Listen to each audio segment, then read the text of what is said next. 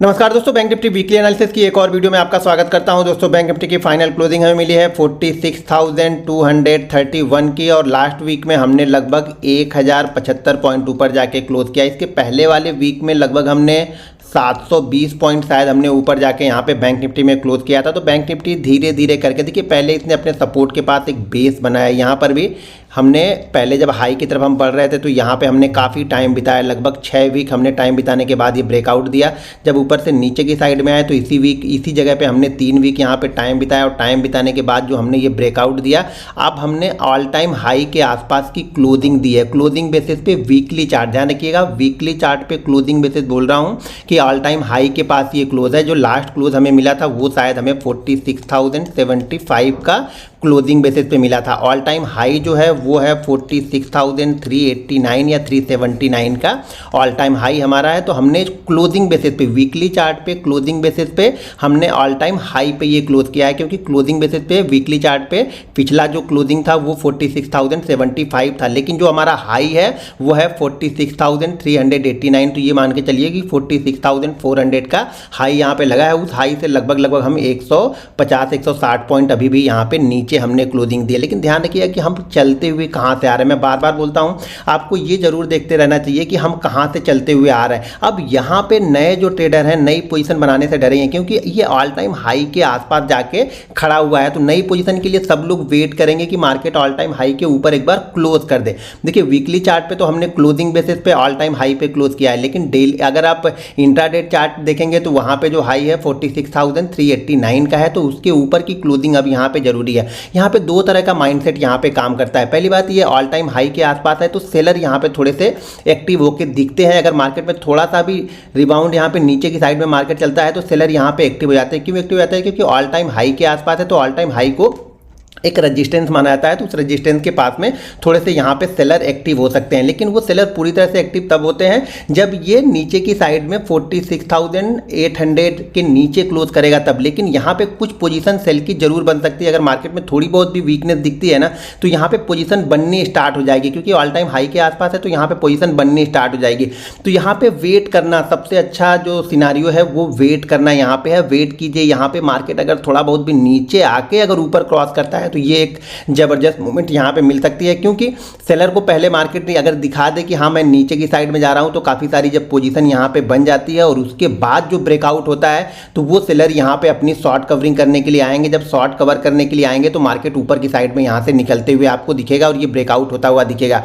तो इस जिस फ्लो में ये नीचे से आ रहा है, यहाँ से अगर ध्यान से देखेंगे तो लगभग ये 43,800 से हम पहुँच चुके हैं 46,200, यानी लगभग 1500 पॉइंट, सॉरी लगभग ये 2500 पॉइंट की मूवमेंट ऑलरेडी हमें यहाँ पे मिल चुकी है। तो यहाँ पे थोड़ा सा इंतजार करना पड़ेगा इसी फ्लो को। जिसके पास पोजीशन है वो तो इसी फ्लो में बना रहेगा, लेकिन जिसके पास नई पोजीशन बनाने से सब लोग यहाँ पे डरेंगे अभी।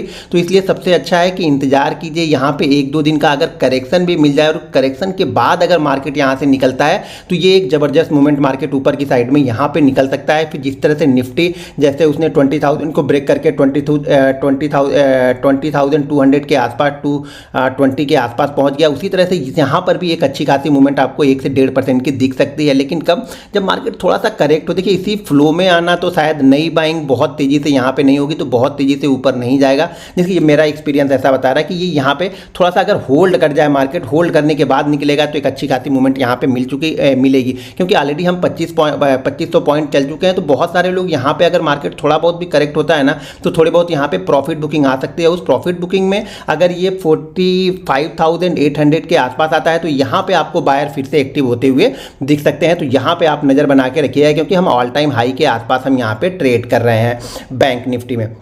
अब बैंक निफ्टी अगर यहाँ से निकलेगा तो इसके टारगेट कैसे निकालेंगे, क्योंकि ये तो फिर अनचार्टेड टेरिटरी में यहाँ पे चला जाएगा। तो यहाँ पे टारगेट निकालने के लिए सबसे आसान तरीका जो मैं फॉलो करता हूँ वो है, यहाँ पे मैं 1 मिनट में थोड़ा सा यहाँ पे आप लोग को 1 मिनट, ये मैं इसको सबसे अच्छा तरीका जो है वो है फिबोनाची रिट्रेसमेंट को मैं फॉलो कर लेता हूँ, जिससे मुझे थोड़ा सा टारगेट समझ में आ जाता है कि क्या टारगेट यहाँ पे होने चाहिए। तो ये मैंने फिबोनाची यहाँ पे ड्रॉ कर लिया है। ये हाई को पकड़ा और यहाँ पे लो को पकड़ा और यहाँ पे जो मैं फॉलो करता हूँ वो फॉलो करूँगा 1.22। तो 1.22 जो रहेगा वो मेरा नेक्स्ट टारगेट होगा। लेकिन ध्यान रखिएगा अभी फिबोनाची का क्या है, जो ऑल टाइम हाई है वो हमारे लिए रेजिस्टेंस है। तो ये हमारा ऑल टाइम हाई है, तो ये 46,400 के ऊपर मेरे ख्याल से अगर क्लोजिंग बेसिस पे कामयाब हो जाता है यहाँ पे बैंक निफ्टी, तो शायद नेक्स्ट मूव जो हो सकता है वो फिबोनाची रिट्रेसमेंट से क्या दिख रहा है यहाँ पे 46,988 का यहाँ तक मूव फिर यहाँ पे देखने को मिल सकती है। लेकिन एक आध, वही बोला ना कि एक आध करेक्शन अगर 1-2 दिन का मिलने के बाद अगर ये ब्रेकआउट होगा तो ये जबरदस्त फ्लो में फिर ऊपर की साइड में जाएगा, फिर ये बहुत तेजी से ऊपर की साइड में यहाँ पे बैंक निफ्टी जा सकता है। तो बैंक निफ्टी नीचे की साइड में सपोर्ट जो है वो ऑलरेडी 45,800 45,600 से 800 के बीच का जो जोन होगा ये सपोर्ट होगा। और जिसके पास पोजीशन ऑलरेडी रहती है, जैसे कि मैं बताते रहता हूँ कि वो वीकली जो क्लोजिंग बेसिस पे अपना स्टॉप लॉस लेके ऊपर की साइड में चलते हैं, जिनके पास भी बड़ी पोजीशन होगी वो वीकली चार्ट पे जो क्लोजिंग होगा लो होगा उसको अपना स्टॉप लॉस लेके चलेंगे। तो यहाँ पे आप नज़र बना के जरूर रखिए कि नेक्स्ट मूव फिर ये हो सकता है अगर हमने इस लेवल को यहाँ पे क्रॉस किया तो। जैसा कि मूविंग एवरेज के बारे में मैं बात करता हूँ कि यहाँ पे मैं 11 का मूविंग एवरेज फॉलो करता हूँ, तो जरा उसको भी देख लेते हैं वो मूविंग एवरेज किस तरीके से अभी काम कर रहा है बैंक निफ्टी में। तो यहाँ पे मैं पहले इसको डिलीट कर देता हूँ। अब यहाँ पे मैं मूविंग एवरेज लगा लेता हूँ, इंडिकेटर में जाके मैं मूविंग एवरेज लगा लेता हूं। तो मैं आप लोग को पता है यहाँ पे 11, 22, 55, 100, 11 और 222 इस मूविंग एवरेज को फॉलो करता हूं। तो शॉर्ट टर्म का जहाँ पे यहाँ पे देखिए कंसोलिडेट किया और कंसोलिडेशन के बाद में ये ब्रेकआउट हुआ, तो ब्रेकआउट के बाद ये नए हाई के पास पहुँच चुका। जो नेक्स्ट मूविंग एवरेज यहाँ पे इसके लिए रहेगा रजिस्टेंस वो ये तो 9 का है, तो पहले मैं 11 का लगा लूँ, सॉरी। तो ये 11 का भी उसी जगह के आसपास ही है। तो अब यहाँ पे मैं इसको लगा लेता हूँ 22 का। तो 22 में देखते हैं कि ये कहाँ पे निकल के आता है। और 22 पे देखिए 22 पे बेस्ट सपोर्ट 22 पे इसने लिया था।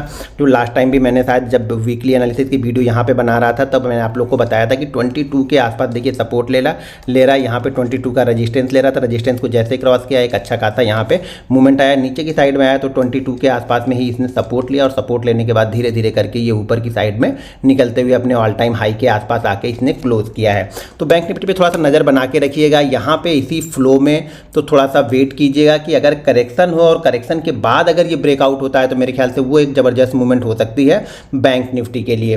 दोस्तों अगर बैंक निफ्टी की वीडियो पसंद आए तो वीडियो को लाइक और शेयर जरूर करते रहिएगा। मिलते हैं नेक्स्ट वीडियो में। जय हिंद।